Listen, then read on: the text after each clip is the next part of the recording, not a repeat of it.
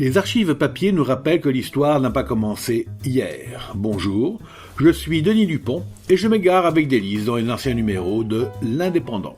Suivez-moi avec le podcast Je vous parle d'un temps. 16 janvier 1970.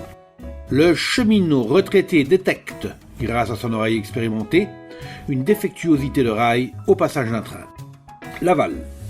L'accoutumance au bruit du roulement des trains qui passe près de chez lui, a permis à un ancien cheminot de percevoir à l'oreille qu'un rail était défectueux au passage d'un express.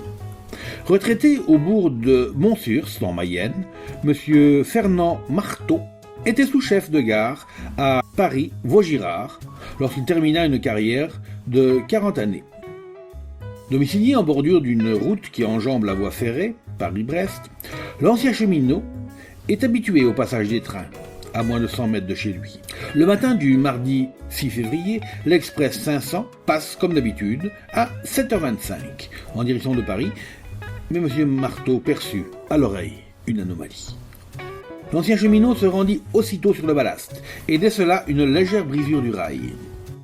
Sa connaissance du matériel de la SNCF lui permit d'utiliser un téléphone d'alarme pour prévenir de l'incident et le situer d'une façon précise. Ici un retraité dans la SNCF. Il y a une défectuosité sur une barre longue, un rail de 800 mètres au kilomètre 282 plus 150 mètres. La réparation fut rapidement effectuée sans conséquence sur le trafic. Il a suffi en effet, selon la SNCF, d'ajouter quelques tire-fonds pour mieux assujettir le rail sur les traverses et d'effectuer une soudure sur le dit rail. Ce genre d'incident, ajoute-t-on la SNCF, est peu fréquent, mais ne présente pas de danger. Ouf!